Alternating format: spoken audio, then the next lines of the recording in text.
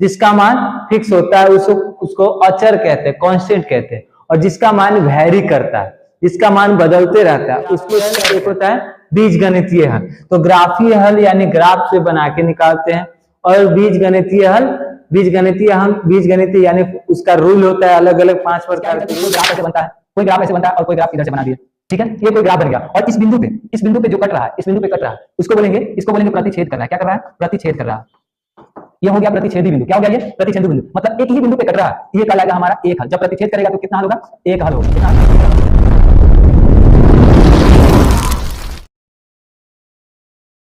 Hello नमस्कार everyone, मैं Ranjan Kumar, DSP online study में स्वागत है।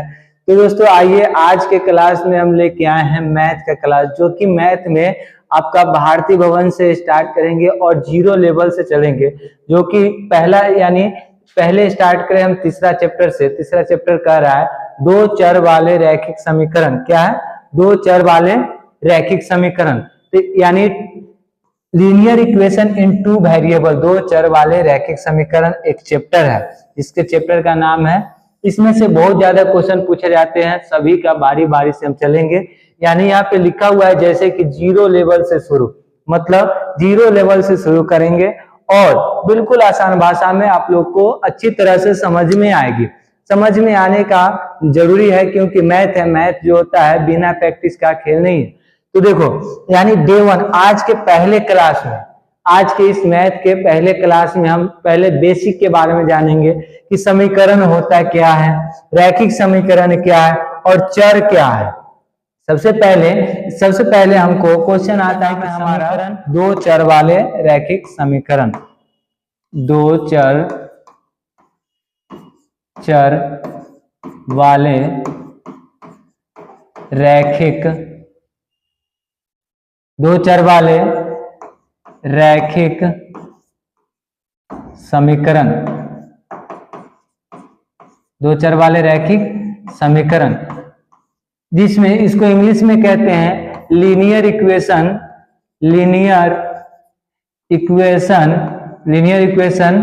इन 2 वेरिएबल। 2 चर वाले रैखिक समीकरण। दोस्तों देखिए, सबसे पहली बात इसमें बताना है, इसमें सबसे पहले जानकारी लेना है कि समीकरण क्या होता है। समीकरण क्या होता है, उसके बाद जानेंगे रैखिक क्या होता है, मतलब रैखिक समीकरण क्या होता है। उसके बाद पहले देखो चर क्या होता है। व्हाट इज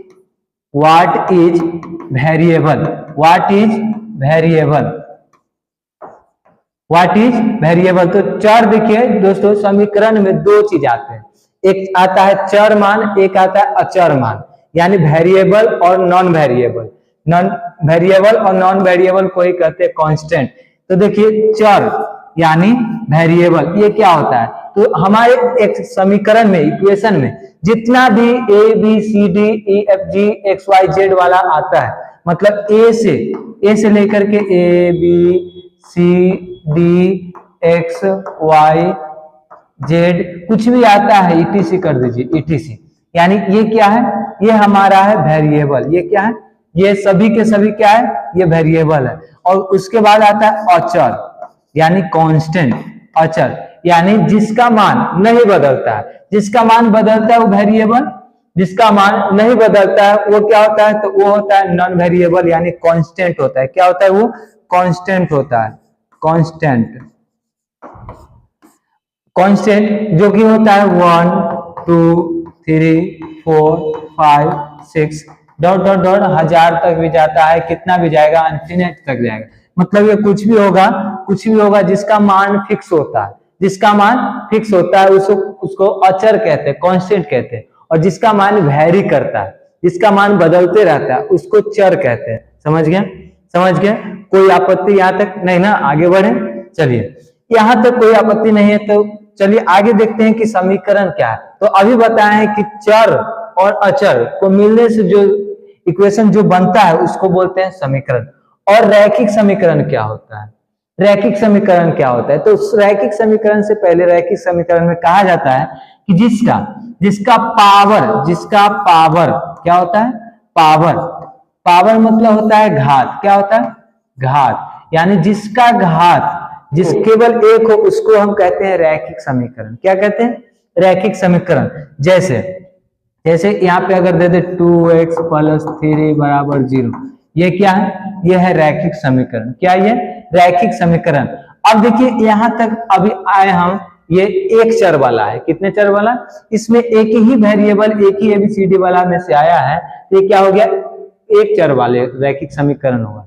और हम जानते हैं दो चर वाले रैखिक समीकरण क्या होता है? क्या बताइए? यहाँ पे 4x प्लस 5 बराबर 6, ये समीकरण है, ये भी समीकरण है।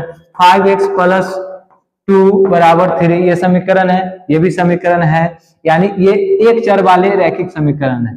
अब आते हैं हम क्वेश्चन, चैप्टर का नाम ये दो चर वाले रैखिक समीकरण। कितने चर वाले? दो चर वाले। तो दो चर वाले क्या होता है? देखिए दो चर वाले होता है, सबसे पहले जानते हैं इसमें एगो एक्स होगा और एगो वाई होगा। मतलब यहाँ पे एक एक्स होगा, एक वाई होगा। ये आता है, ये हमारा हो गया रैखिक समीकरण।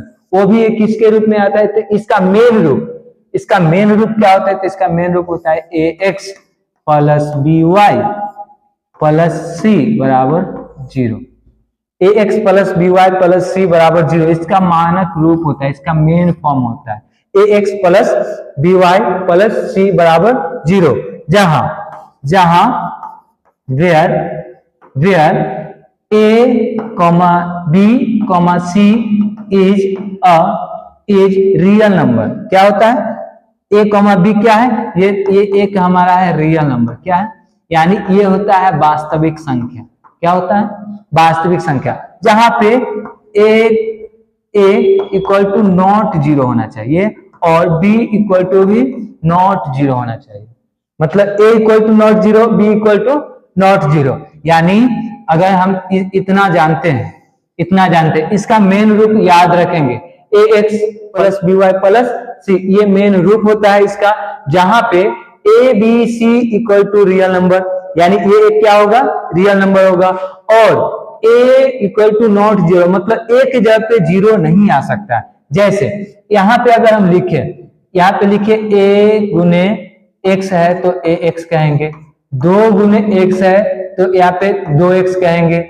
ठीक है, लेकिन अगर हम 0 लिख देते हैं इसके जगह पे, तो 0 गुने x क्या हो जाएगा? तो हम जानते हैं कि 0 में कोई भी संख्या से या कोई भी चरबान से या कांस्टेंट से गुना करते हैं तो वो हो जाता है हमारा 0। क्या हो जाता है? 0। तो यहाँ पे अगर मान लीजिए हम a के जगह पे 0 रखते हैं, a के जगह पे 0 रखते हैं, तो 0 गुने x होगा प्लस by प्लस c बराबर 0। इसमें से जैसे ये 0 को गुना करेंगे तो इसका मान 0 हो गया, तो ये बच गया by प्लस c। तो इसमें 0, तो इसमें केवल एक चर ना बचा, एक चर बचा, इसलिए ये दो चर वाले रैखिक समीकरण नहीं होगा। दो चर वाले रैखिक समीकरण नहीं होगा, तो ये बच गया हमारा, ये हो गया हमारा दो चर वाले रैखिक समीकरण। ठीक है दोस्तों, चलिए नेक्स्ट हमारा टॉपिक आता है दो चर वाले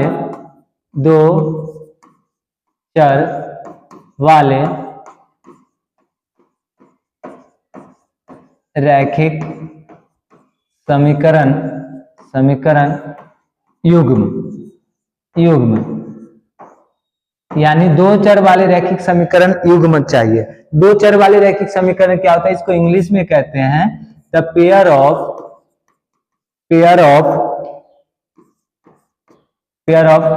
लीनियर इक्वेशन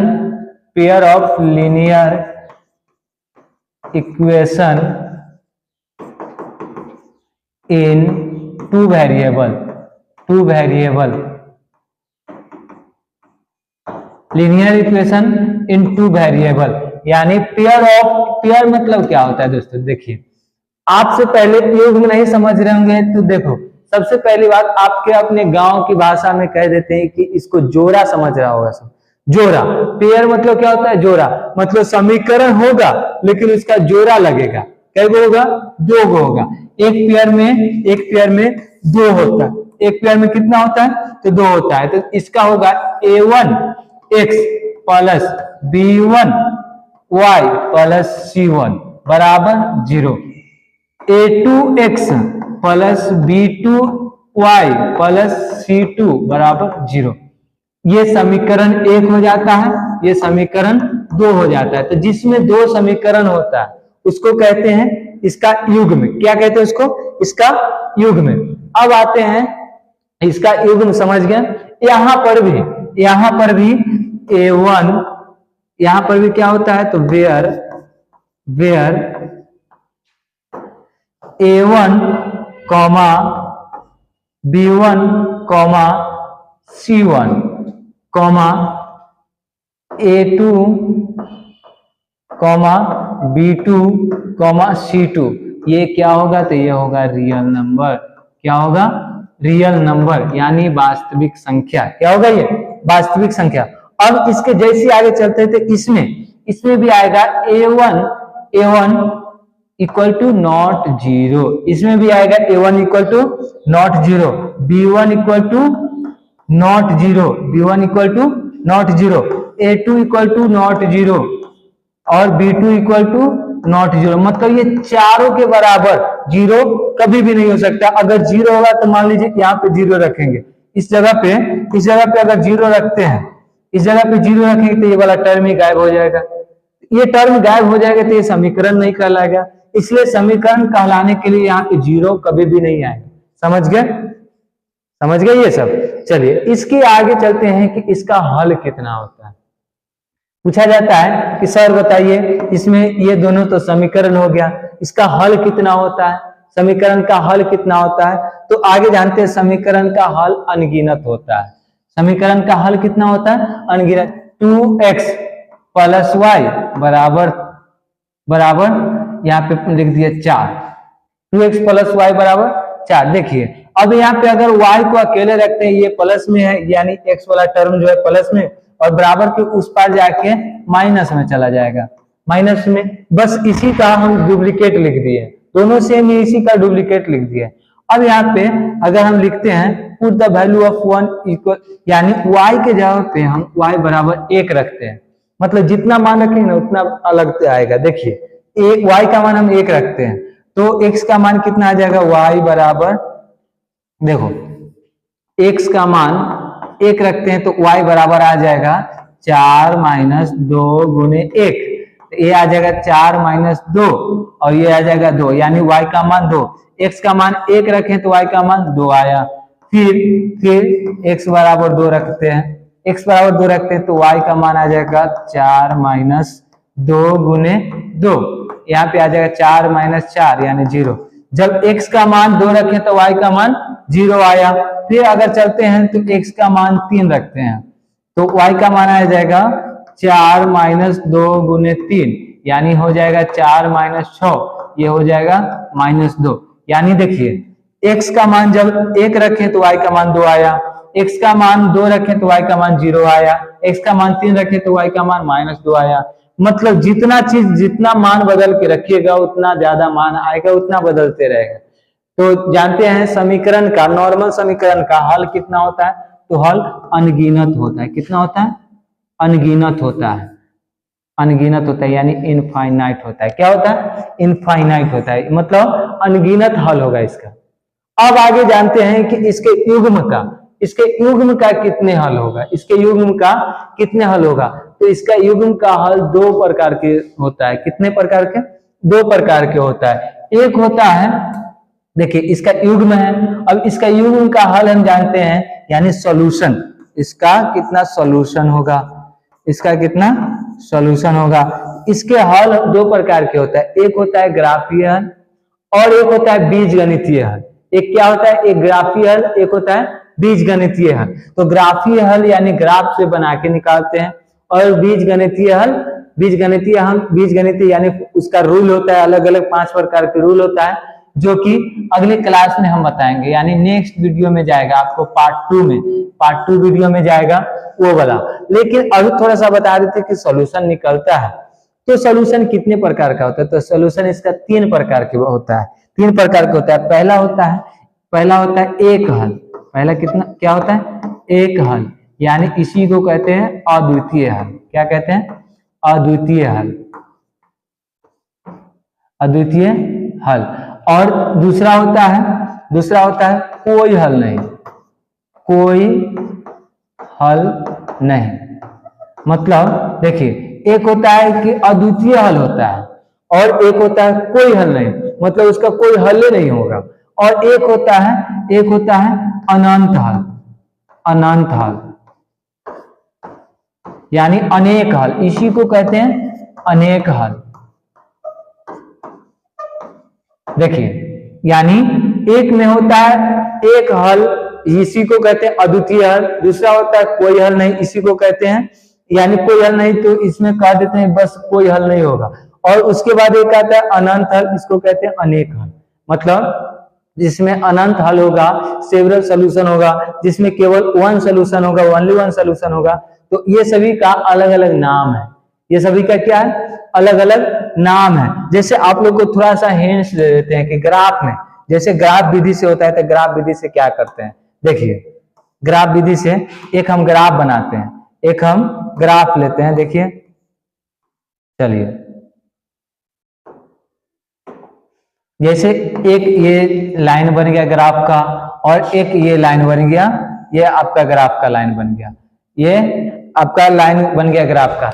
इधर में एक्स हो जाता है, अभी बस समझा रहे हैं इसको, अभी बस समझा रहे हैं, कुछ नहीं, बस इसको बता रहे हैं। मेन इसका क्लास चलेगा। इधर एक्स होता है, इधर वाई होता है, इधर एक्स डैश होता है, इधर वाई डैश होता है। तो इधर से यहाँ नहीं, इसके आगे चलते हैं। कोई ग्राफ ऐसे बनता है, कोई ग्राफ ऐसे बनता है और कोई ग्राफ इधर से बना दिए, ठीक है, ये कोई ग्राफ बन गया। और इस बिंदु पे जो कट रहा है, इस बिंदु पे कट रहा है, इसको बोलेंगे प्रतिच्छेद कर रहा है। क्या कर रहा है, प्रतिच्छेद कर रहा है।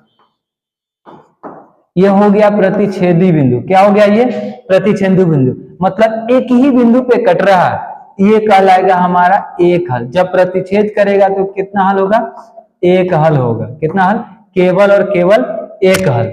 और ग्राफ में जैसे ही वो नहीं कटेगा, मतलब जैसे ही वो नहीं कटेगा, जैसे देखो यहाँ पे एक और ग्राफ बनाते हैं, ये हो गया आपका ग्राफ, ये हो गया आपका ग्राफ। और इसमें एक ऐसा भी कभी ग्राफ बन जाता है जो कि दोनों के बिल्कुल समांतर होगा, बिल्कुल समांतर होगा, पैरेलल होगा। जब समांतर होता है, ये वाला ये इधर जा रहा है, मतलब दोनों समांतर है। अब समांतर है तो इसको क्या बोलते हैं, समांतर है, इसको बोलते हैं समांतर। क्या बोलते हैं, समांतर। इसमें देखो दोस्तों बताइए, ये कभी मिलेगा, ये इधर जा रहा है, नहीं मिलेगा, ये इधर जा रहा है, कभी नहीं मिलेगा। दोनों कभी नहीं मिलेगा तो कहीं कटेगा नहीं, और जब कहीं नहीं कटेगा तो इसका कोई हल नहीं होगा। कितना होगा, कोई हल नहीं होगा, कोई हल नहीं होगा, ठीक है, कोई हल नहीं होगा। अब एक और ग्राफ हम देखते हैं, ये एक हो गया एक्स एक्सिस और वाई एक्सिस, ठीक है, एक्स एक्सिस और वाई एक्सिस। अब यहां से देखिए एक ग्राफ ऐसे बना और फिर दूसरा ग्राफ भी इसी पे बना, एक ग्राफ इधर और दूसरा ग्राफ भी इसी पे बना। मतलब क्या हुआ, देखिए एक ग्राफ इसी पे बना और दूसरा ग्राफ भी इसी पे बना, तो इसको बोलते हैं संपाती। क्या बोलते हैं, संपाती। और संपाती को ही कहते, देखिए ये हर एक पॉइंट पे कट रहा है, हर एक पॉइंट पे प्रतिच्छेद कर रहा है। मतलब एक से ज्यादा, जितना पॉइंट होगा उतना कटेगा। इसको कहते क्या है, तो इसको अनेक हल कहते हैं। क्या कहते हैं, अनेक हल, समझे, अनेक हल। चलिए आज के लिए इतना ही, फिर मिलते हैं अगले क्लास में। तब तक के लिए टेक केयर, गुड बाय।